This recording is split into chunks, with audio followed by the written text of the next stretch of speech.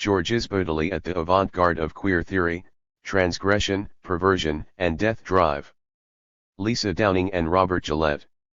Truth, like queerness, irreducibly linked to the aberrant or atypical, to what chafes against normalization, finds its value not in a good susceptible to generalization, but only in the stubborn particularity that voids every notion of a general good. The embrace of queer negativity, then, can have no justification if justification requires it to reinforce some positive social value. Lee Edelman 3. These three quotations address, in rather different ways, the specter of the usefulness of sexuality, and gesture towards the question of whose social interest is served by the notion that sexuality should be in the service of anything. For Georges Bataille, depending on whether sexuality is genital or perverse, it will fall into the categories of productivity or of waste, depends, the latter of which he argues is mistakenly maligned in capitalist society. For Michel Foucault, sexuality is the privileged field in which technologies of normalization categorize citizens as being productive or aberrant subjects, rather than simply doing normal or perverse acts. And, for 21st century antisocial queer theorist Lee Edelman, engaging in a dual critique of functional heteronormativity and socio-political teleology, sexuality is pressed into the service of what he calls reproductive futurism, for this describes the pervasive attempt by political doctrine to constrain and normalize the sexual behavior of citizens in the present by appealing to a putative futurity emblematized by the figure of the child. In all of these analyses, the etymologically suggested link between reproduction, production, and productivity is both foreground and put into question.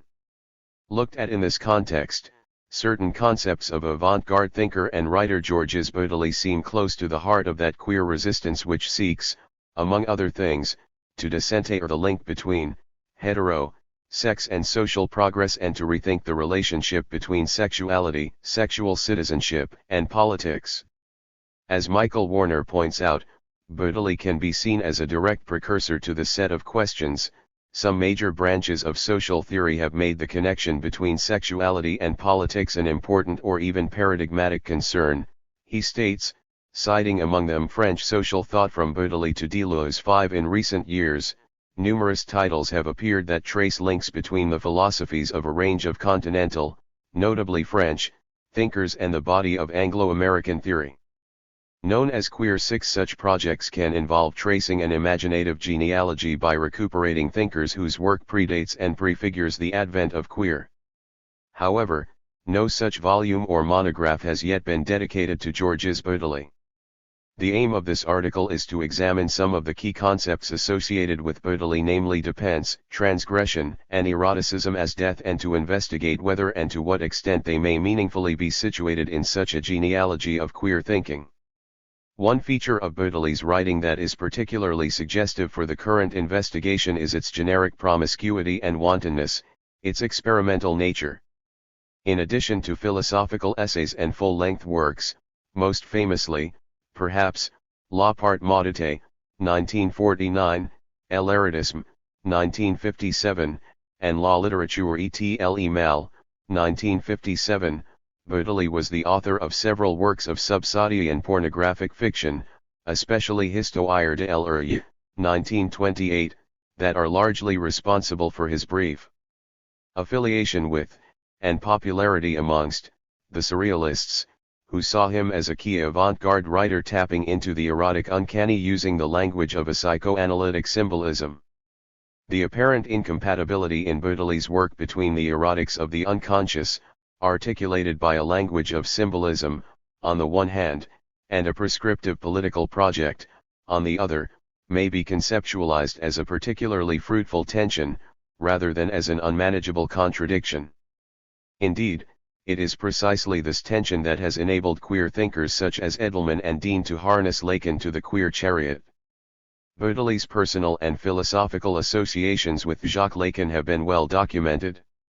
7. And early in his career, Foucault, the French thinker who has probably been most important for the political and theoretical methodology that would give rise to queer theory, argued that it is expedient to pay attention to avant-garde literature, as it is here that one may isolate the expression of transgression and the voice of the outsider.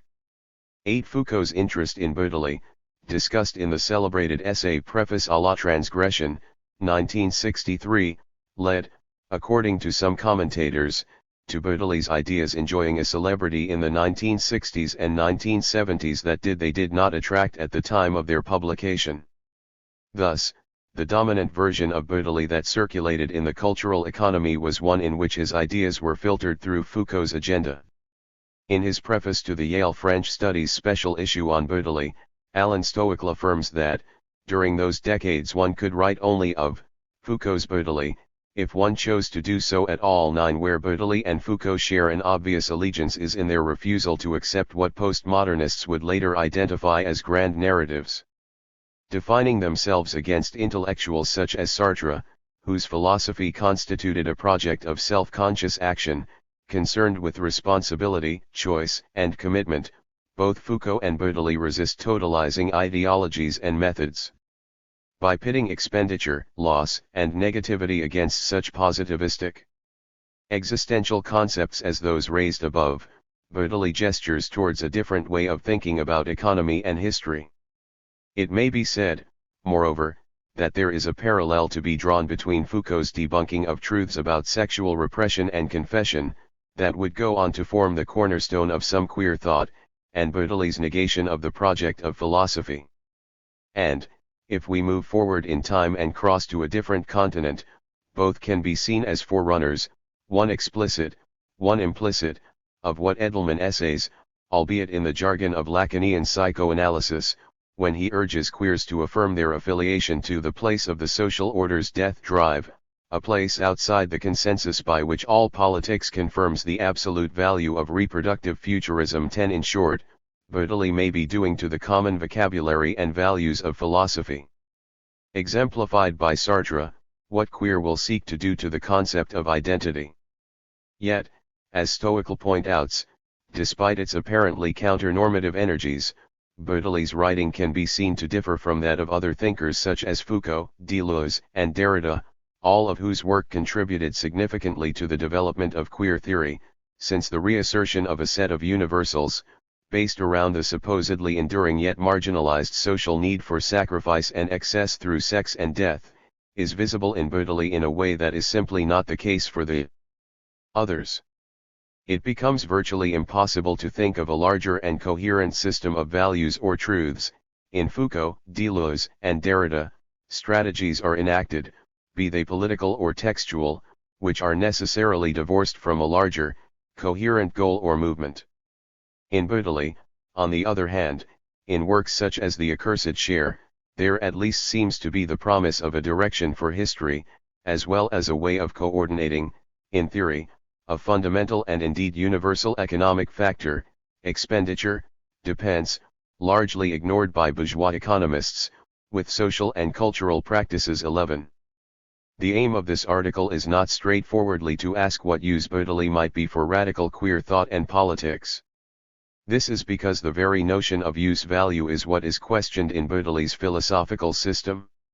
Chaque fois qu'elle sens d'un débat dépend de la valeur fondamentale du mot utile, il est possible d'affirmer que le débat est nécessairement fausse et que la question fondamentale est éludée, he writes in La Notion de Dépense 12. Similarly, usefulness is anathema to queer's anti-positivistic energies.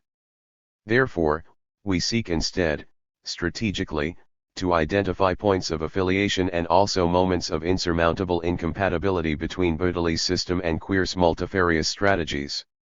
1. Bataille's transgression/queer transgression. One term which has come to be particularly associated with Bataille, and which has obvious relevance for queer, is transgression. Thus Ashley Tauchert begins her Foucault-inspired preface against transgression with an epigraph from Suzanne Gerlich to the effect that if there is a single term post-structuralism could not live without, it is transgression inherited from Bataille. 13. In this context, expressing distaste for Bataille can itself be made to feel like a conservatively transgressive gesture. And paying careful attention to the life and work of Bataille becomes a necessary means of exposing postmodern transgressors.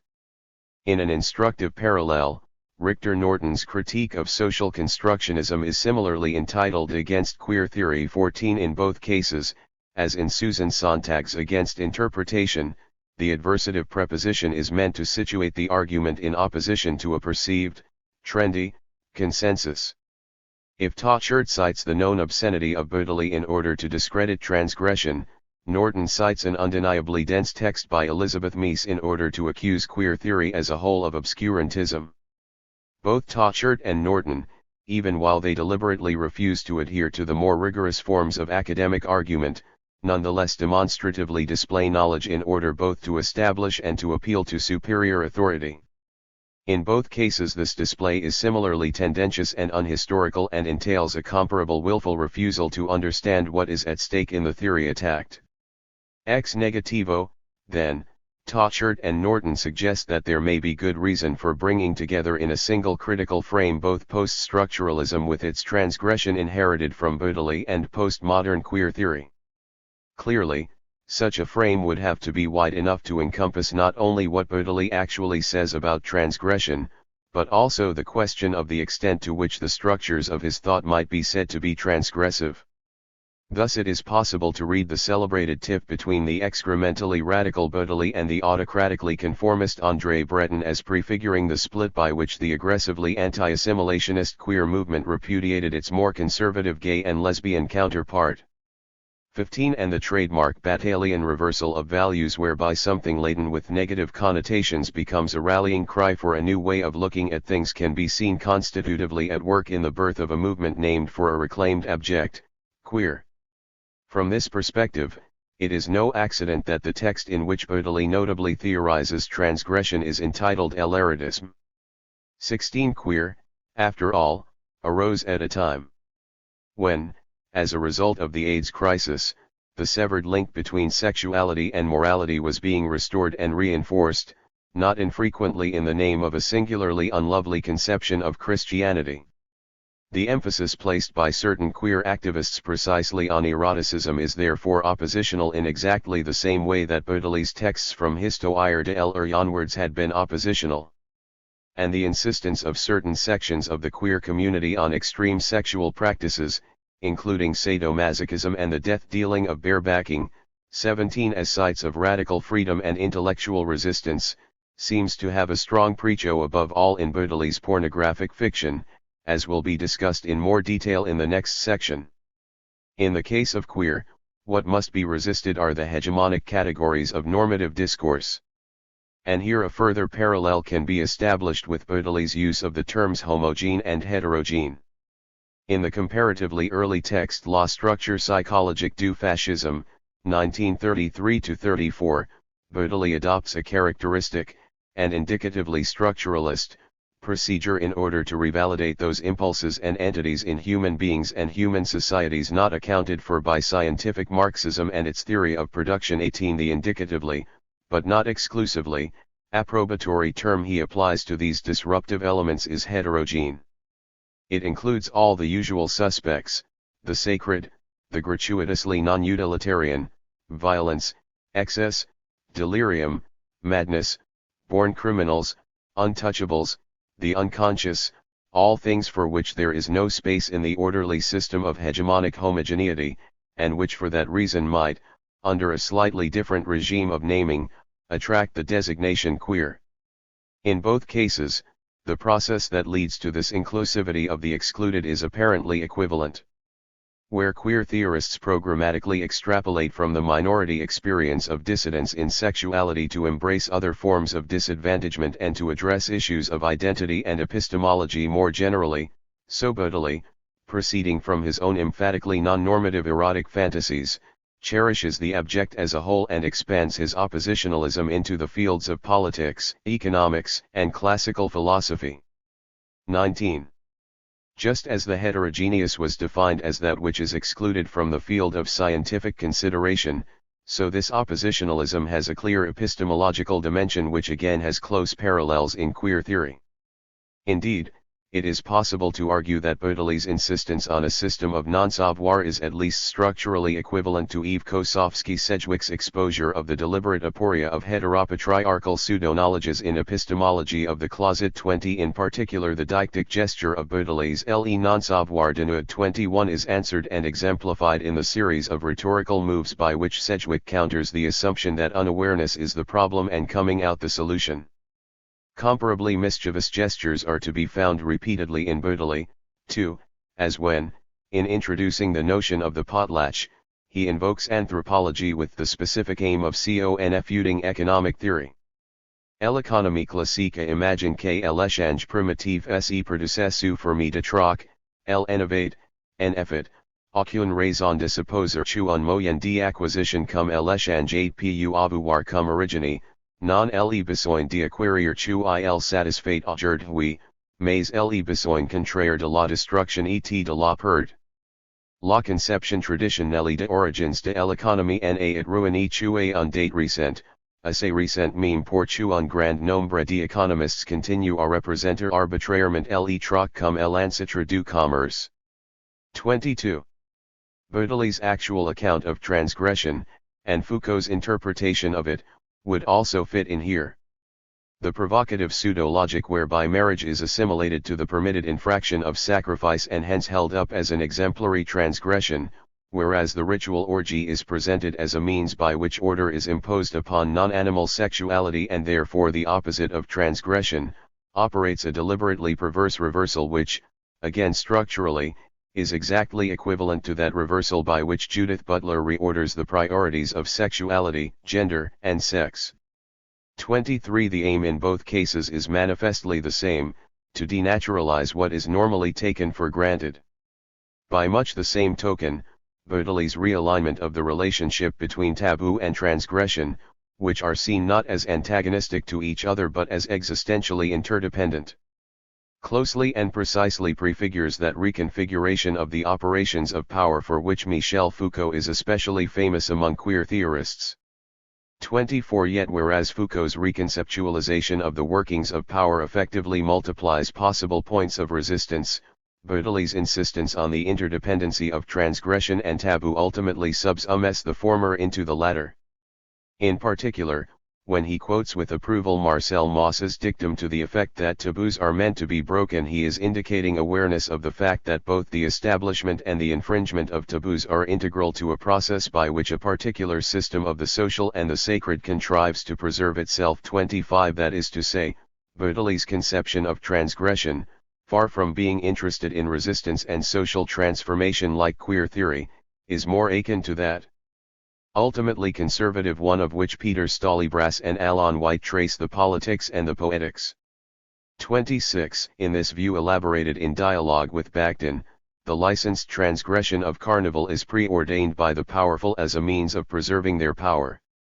Hence transgression, as Bataille conceives it, for all the paradoxical perversity of his formulations, is at least as much about affirming the status quo as about challenging it. If this is true of Bataille's view of transgression itself, then that raises the question as to whether it might not also apply to the rest of his theories. Given the generally undefying treatment of women in Bataille's work, it is a question of particular pertinence to feminists. Accordingly, Susan Rubin Suleiman, in an article devoted to Bataille's pornography, is moved by Andrea Dworkin's account of the Histoire de l'art to ask, to what extent are the high cultural production of the avant-gardes of our century in a relation of complicity rather than in a relation of rupture vis-a-vis dominant ideologies? And the conclusion she comes to is that, insofar as the dominant culture has been not only bourgeois but also patriarchal, the productions of most male avant-garde artists appear anything but subversive. 27. In this perspective, it is not difficult to see in Bataille's conjunction of transgression and eroticism something unreconstructedly phallic whereby the power that is reinforced is blatantly that of the patriarch.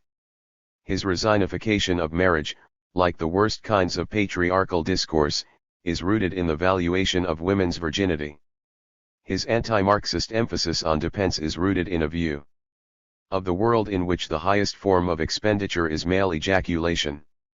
And the whole of his system, including his classifications, his oppositions, his epistemologies, and his pornography, is bound up with a view of women that, far from being transgressive, is urgently in need of transgression. Beyond the obvious, and surprisingly rare, feminist perspective, though, Suleiman's article is important because of the way it insists that Bataille is to be understood as part of a tradition that goes back to Sada. A careful look reveals that this Sadian tradition is by no means the only decisive influence on Bataille. Thus, where Foucault, notably for example in La Volonté de Savoir, gleefully turns inside out the obsessions of his contemporaries with Hegelian history, Freudian repression, and Marxist oppression, Bataille, for all his impotent obscenity and surrealist inconsequentiality, still thinks, explicitly, in the terms set by Hegel, Freud, and Marx. And where Foucault follows Nietzsche in the structures of his thinking, Bataille merely takes over the gestures of his performance.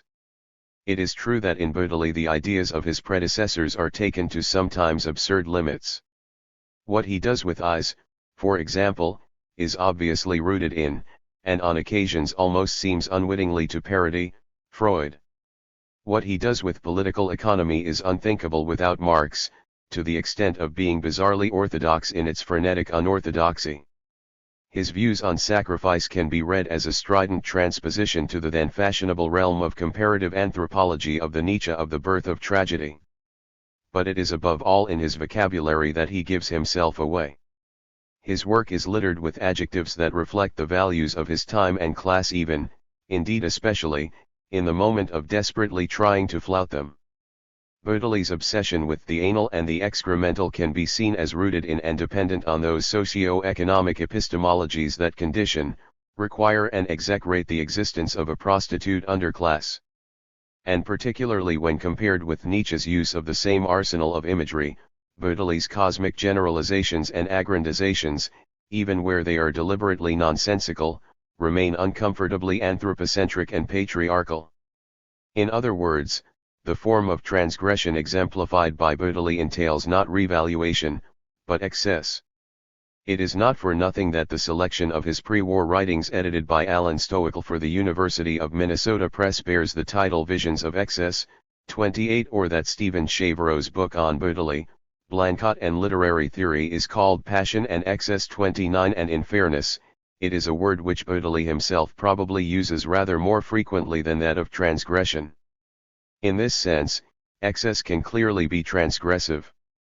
And yet, as the example of Bataille eloquently demonstrates, there may well be another sense in which excess actually signifies the reification of transgression.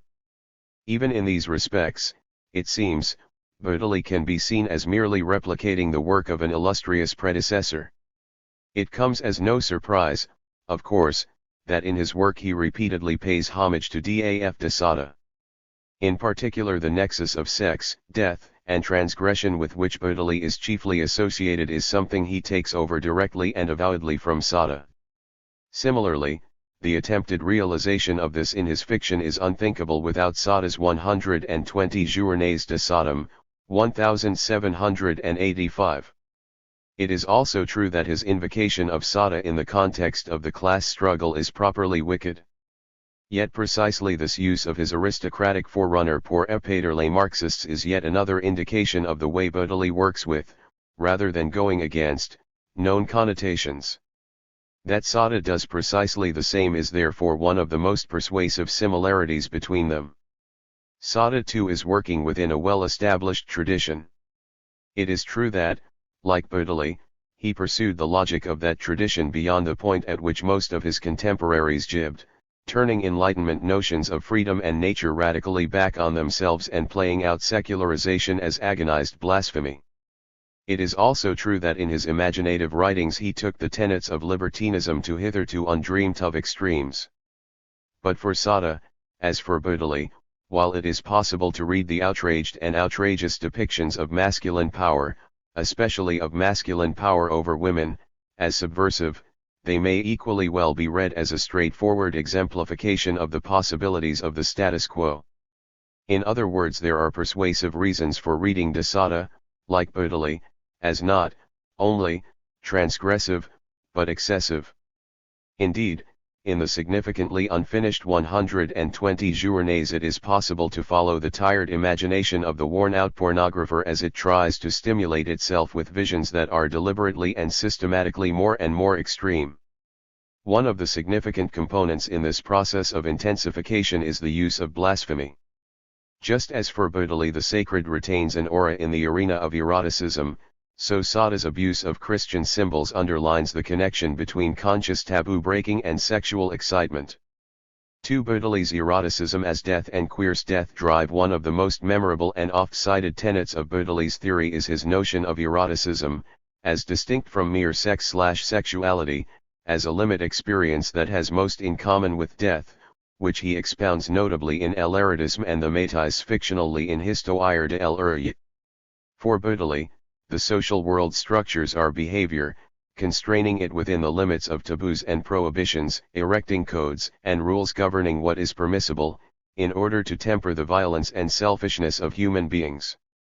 Eroticism is the experiential zone within which taboos are transgressed. Sex and death are intimately related in eroticism because eroticism is l'approbation de la vie jusqu'dans la mort 30 or, as Bataille puts it in La Part Modite, le looks de la mort, à cet égard, est envisage par nous de la. Meme facon que celui de la sexualité, comme une négation de nous mêmes. 31 Bataille is quick to dissociate the eroticism that touches on death from any simple notion of pleasure. Instead, it is linked to his oft-mentioned concept of l'angoisse, anguish or anxiety, since, in Bataille's system, eroticism is a traumatic, unnerving experience via which notions of the fixed self, the fiction of the personality, are, temporarily, destroyed. Yet Bataille does not counsel that we should shirk the abyss of eroticism. He holds it up throughout his œuvre as superior to mere, animalistic, sex as it offers a promise of transcendence. In his romances, Histoire de l'Erreur, he has his nameless narrator state. En général, on gout les plaisirs de la chair à la condition où ils soient fades. Mais de lors, il n'était plus de doute, j'en mais pas si où on nomme les plaisirs de la chair, en effet parce où ils sont fades. J'en mais si quel enchant pour sale 32. It is in describing this vision of the erotic, as abject, as dirty, as revelatory of the underside of subjectivity, that his text perhaps most resembles the claims of the antisocial strand of queer thought. Leo Bersani, who does not identify as a queer theorist, but whose writings have been heavily mined for their relevance to this body of thought, has made statements about the experiential value of sex that approximate Bataille's claims.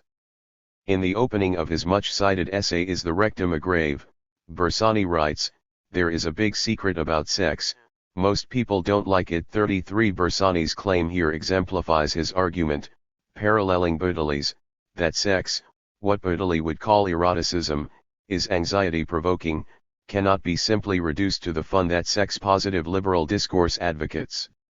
Bersani borrows from a Lacanian tradition in asserting that the trauma of sex lies in its ego-shattering or self-shattering qualities, an argument similar to Bataille's claim that in eroticism the personality is revealed, through the trauma to which it is subject, as a fiction.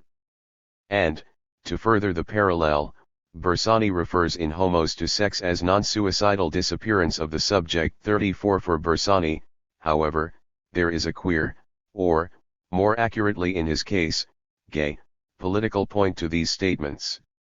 This distinguishes Bersani's agenda from Bataille's, as the latter, while to some extent concerned with an anti-utilitarian political project, or anti-project, cannot escape from its context of the mystical or metaphysical. For Bersani, the experience of being anally penetrated is a metonymy for the whole field of sexuality. It is disorienting, depersonalizing, insofar as it is unmanning or feminizing in a culture that associates masculinity with activity rather than passivity. It is in this way that Bersani can speak of the political strategy of embracing homophobic understandings of gay male sexuality, since their very potency lies in their threatening, transgressive quality. Of course, this is a highly masculinist, some would say misogynistic, account of sexuality, of transgression, and of death-dealing, of which more later. This notion of negativity as a force for, desubjectivized, political agency is key to queer's antisocial turn. Judith Halberstam helpfully summarizes the turn as follows. It upends our understanding of the interconnectedness of intimacy, romance, and sexual contact and replaces it with a harsh but radically realistic recognition of both the selfishness of sex and its destructive power. The sexual instinct then, within this formulation, nestles up against the death drive and constitutes an oppositional force to what Bersani terms the tyranny of the self. 35. In some ways, the notion of oppositional force marks the point where Bataile's theory of eroticism as death drive can be seen to depart from antisocial queers nestling up to the same. Whereas, for Bataille, eroticism names a transcendental principle, for queer theory it is the locus of strategic resistance. Indeed, the value of sexuality itself, writes Bersani, is to demean the seriousness of efforts to redeem it. 36. The seriousness or earnestness is a key textual feature of Bataile's God-defying anti-theology. When extolling the counterintuitive value of dependence and of sexual perversion, Bataille names sacrifice as an example of PERD. He goes so far, indeed, as to use the Christian crucifixion as une représentation de la perte et de la déchéance sans limite. 37. Sacralized and carnal PERD coexist in Bataile's texts. When the narrator of Histoire de l'Art and his girlfriend Simone indulge in increasingly excessive sexual perversions, from urinary play, to copulating next to the corpse of a hanged girl, and culminating in Simone's fatal strangulation of a priest while straddling his erect penis, it is in the spirit of a defiant Saudian challenge to God, in the name of a personified, destructive and idealized nature. While embracing negativity, a la Hegel, it is, in fact, not negativity qua negativity, but a teleological fucking against the specter of God in which Bataille indulges. To this extent, what Bataille is up to can be seen as a very different textual game from much queer theory which, as has been mentioned above, is deliberately parodic, performative, and playful, associated as it is with the strategy of camping up, and thereby delegitimizing, heteronormative forms of knowledge and logic. 38. However, this is not the case for all queer theory, and using it as a litmus test for the presence of queer intent may be a red herring. Indeed, it is for its lack of playfulness, its recourse to fundamentalist rhetoric, that Dean and others have criticized Edelman's No Future, perhaps the most significant text of antisocial queer theory to date. Edelman's embrace of negativity is voiced in a searing rhetoric exemplified by the following much-quoted passage. Fuck the social order and the child in whose name we're collectively terrorized, fuck Annie, fuck the waif from Les Mis, fuck the poor, innocent kid on the net, fuck laws both with capital LS and with small, fuck the whole network of symbolic relations and the future that serves as its prop. 39. Is this the contemporary queer equivalent of the game played in Bataile's Histoire de l'Art? Is this, metaphorical, fucking over of the shibboleths of liberal politics in the name of an anti-life-driven aesthetic/politics an analog to Bataile's perverse protagonists fucking/killing of religious mores? According to Dean, this may indeed be the case. He writes, the polemical ire that permeates No Future seems to have been appropriated wholesale from the right-wing rants to which he recommends that we hearken. 40. Just as Bataille, after de Sada, uses as rhetorical aphrodisiacs the transgression of the Christian injunctions, to which he is still in thrall, finding his jouissance precisely in the fact that they are taboo to him, so Edelman seems to relish fulfilling the prophecies and fears of the homophobic right wing in asserting the deathly danger of the queer. Bataille can be seen to be guilty of the very fault of which Dean accuses Edelman, that of taking seriously and embodying uncritically the logics of the authority discourses he notionally opposes. Judith Halberstam pursues a slightly different critique of the nature of queer antisocial thought associated with Bersani and Edelman, a critique, we are arguing, that may be equally applicable to their historical antecedent Bataille. She counters their stance with two demands. Firstly, she calls for an antisocial theory that draws on the radical countercultural energies of punk rather than the orthodoxies of Lacanian theory. Secondly, she issues a reminder of the oft-ignored antisocial tenets of some radical feminist theory, such as Valerie Soloni's Scum Manifesto. Such antisocial female voices are overlooked both by queer, as it disidentifies from the identity politics of feminism, but often falls back instead on a gay male-dominated agenda, and by feminists themselves, who tend to overinvest in preserving a focus on ethics of care feminism, what THIRD would term compassion, itself susceptible to reinforcing tired and deleterious stereotypes of femininity. Halberstam's critique of Edelman's over-reliance on Lacanian thought is not dissimilar to our comments regarding Bataille's thrall to the God he rejects. In the Hegelian Kochvian Lacanian genealogical chain from which Edelman borrows, and of which Bataille is also, of course, an unacknowledged link, negativity is prized as a metaphysical and historical corrective.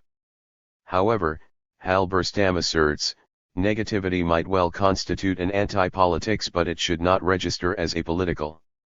41 Bataille's, figurative, pissing on things relies on the challenging of taboos, whose existence is, paradoxically, necessarily reinforced of course as an effect of this particular logical/philosophical strategy.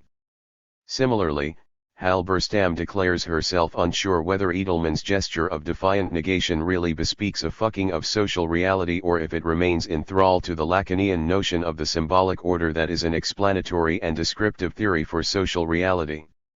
In short, is Edelman refeing a diagnostic and explanatory philosophical system at the price of meaningful queer mobilization? It is here again that Halberstam appeals to a feminist history of antisocial politics as an antidote. Valerie Solanas articulates a deeply antisocial politics which casts patriarchy as not just a form of male domination but as the formal production of sense, mastery, and meaning. 42 To this extent, Edelman falls short as he uses the formal production of sense, mastery, and meaning, Lacanian dogma, not as a target of his overarching critique, but as a tool of critique, as an authority, an origin. Bersani, Edelman, and certainly Bataille, do violence to this female voicing of antisocial dissent, this tarrying with the negative, to use a Hegelian term, as the refutation of the hegemonic meaning of femininity. Bersani posits being fucked like a woman as the most abject of experiences. Edelman imagines the radical death-driven subject as a queer, non-reproductive male, and Bataille aligns the negativity of death with the feminine or woman as side of radical alterity which is ecstatically threatening to the implicitly male, or else the equation does not make sense. Subject 43 Both Bataille and Edelman may ultimately fail to enact textually and rhetorically the depersonalization, the dissolution of identity through an appeal to death drive, that they philosophically court. Because, for each of them, as for Bersani, what is shattered is not a neutral or universal selfhood. Rather, that very concept is a masculine fiction, and the gesture to undo it ends up, inevitably, overlooking female resistance, in the case of Bersani and Edelman, or more seriously radically objectifying, in the case of Bataille, man's other. Oman. This effectively makes female transgression, female eroticism, a female experience of the abyss the most negated of all possibilities. Some concluding remarks. It is of course important to bear in mind that Georges Bataille is an immediate if slightly awkward contemporary of the French avant-gardes of the earlier 20th century. His intellectual horizon is therefore defined by surrealism, the rise of fascism, and the structural anthropologists, as well as being indebted to the great demystifiers of modernism, Freud, Nietzsche, and Marx. Accordingly, he wrote a considerable proportion of his most significant works at a time when second-wave feminism had not yet been formulated. Although our aim here has been to explore Bataille as a proto-queer thinker, his relationship to feminism, or lack thereof, is crucial. For while in all sorts of ways he can be seen as refusing the dominant discourses of his time, his patent inability to think outside the most unreconstructed patriarchal stereotypes of women and his unquestioning adherence to the dominance/submission paradigm constitute an insurmountable barrier to the kind of proto-deconstructive thinking that made queer possible. Without the crucial input of feminist theory, it is likely that queer would never have made the critical transition from identity politics to anti-identitarian intersectionality.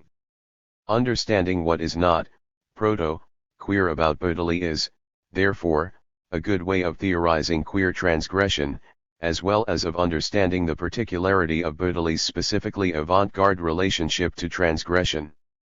For example, Bataille's unremitting deployment of a series of binaries links him with the thinking of his structuralist contemporaries but distinguishes him, precisely, from the post-structuralist, Foucault and Derrida-inspired, queer epistemology of Eve Sedgwick.